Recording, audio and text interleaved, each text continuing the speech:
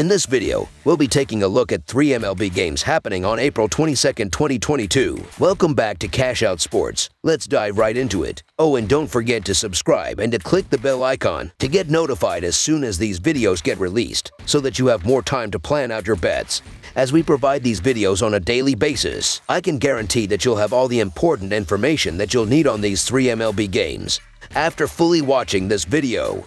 One more thing before we start. If you would like to gain access to our best exclusive betting picks to take your sports betting journey to the next level, then check out our Patreon in the link down below, where we offer anywhere from 2 betting picks a day up to 10 betting picks a day and much more. Now let's get started.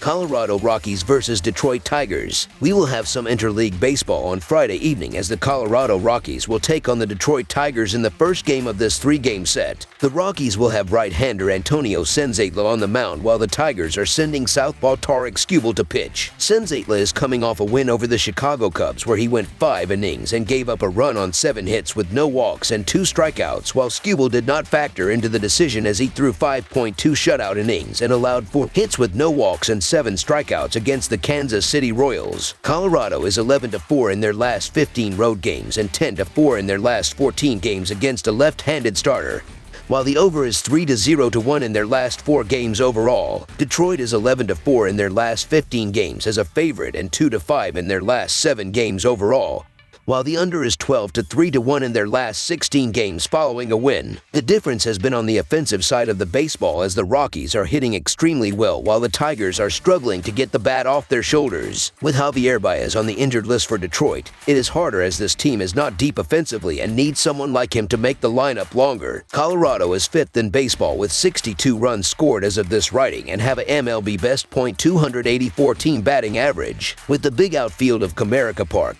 this could make a lot of extra base hits in this pretty good Colorado Rockies offense. With that said, it'll be interesting to see how Senzatela performs, as he really struggled on the road last year and his first 2 starts this year were at home. I'm still riding the Rockies and their solid streak to start the year, and maybe this is a fate of Detroit and Tarik Skubal more than anything. So the Colorado Rockies money line is our full game side pick. The Colorado Rockies have struggled historically on the road due to how the ball moves in Colorado's thin air, and makes it more difficult to adjust when on the road. The Tigers are not going to be mistaken with a team like the 1927 New York Yankees, as they are averaging less than 3 runs per game themselves. Detroit has been pitching relatively well, as they are 11th in the majors with a 3.31 ER as a team. Runs are going to be tough to come by, as the under is 15-5-1 in their last 21 games against one another. Under the projected total is our full game total pick.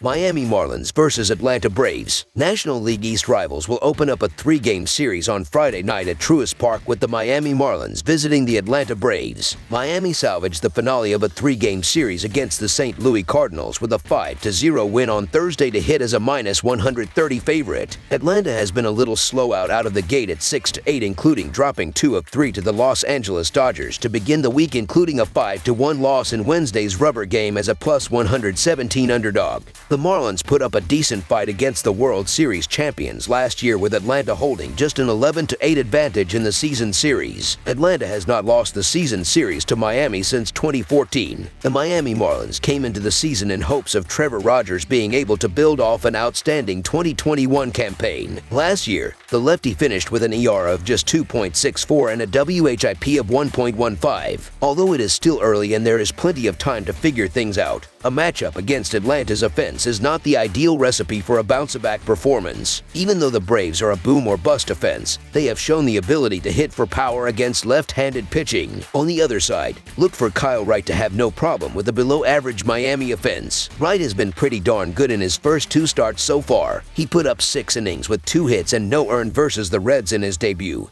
then followed up with 5 innings and 2 earned versus the Padres in a no decision. As for Rogers, he's got 1 good start and 1 bad start thus far. I like Rogers to take a step forward here, but the win should be Atlanta's to take. So the Atlanta Braves money line is our full game side pick. Even though Trevor Rogers has a difficult matchup against a strong Atlanta offense, I expect him to put up a better performance than his last start. On the other side, don't look for a lot of runs for a Marlins team that has shown the ability to hit for average but is struggling in the power department. I expect Kyle Wright to work deep into this game before turning things over to the bullpen. Even if he doesn't keep this up, it's possible Wright has at least improved with his strikeout rate jumping rapidly thanks to a little extra velocity on his fastball plus heavier usage on the curveball. Miami could be in trouble if the Kishom-J.R. Sanchez tandem cools down with several of their offseason acquisitions like Jorge Soler, Jacob Stallings, and Avisail Garcia doing nothing at the plate yet. One area the Marlins certainly look improved is the bullpen, as they made a trade just before opening day to bring in a pair of undervalued relievers in Tanner Scott and Cole Sluicer to join an already solid group. Miami is a team built to play low-scoring games, and that shouldn't change with Rogers taking the mound against a cold Braves lineup. Under the projected total is our full game total pick. Toronto Blue Jays versus Houston Astros. A pair of teams from the American League kick off a weekend series on the Diamond Down in the Lone Star State in search of a victory. The Toronto Blue Jays are on the road as they open up a 3-game weekend series with the Houston Astros Friday night. Toronto closed a 3-game series on the road against Boston as they played the rubber game Thursday afternoon. They picked up a 3-2 victory to win the series. Houston dropped the rubber game of a 3-game home set with the Angels as they were blanked 6-0 in the finale Wednesday night. Last season, the Astros won the season series 4-2, including taking 2 of 3 on the road in the most recent series between the teams June 4th and June 6, 2021. Verlander has been solid in his first 2 starts this season as he continues to make his comeback after missing most of the last couple of seasons. The Astros lineup has sputtered a bit with Jose Altuve on the injury list and other guys failing to get untracked in the early going. Houston was stifled by Ohtani in the finale of their set with the Angels Wednesday, fanning 12 times in 6 innings against him. Toronto has a dangerous lineup provided they can avoid any more injuries. The Blue Jays have a devastating nucleus led by Bo Bichette, Vladimir Guerrero Jr. and company. Stripling was sound in his first start of the year and is stretched out a bit. He should be able to keep Toronto in it until the bats take control later in the game. I get the case to be made for both teams here as Toronto's lineup is potent and the Astros have a sizable pitching edge. That being said, the Astros offense has been so sporadic, and while Verlander is a rock-solid arm, without runs on the board, it's hard to win baseball games. I believe that this is a spot where we see the Jays do just enough to sneak out a win, so the Toronto Blue Jays money line is our full game side pick. Toronto has seen the under hit in 9 of their 13 games this season. The Blue Jays are tied for 14th in runs per game with 4.08 runs per contest.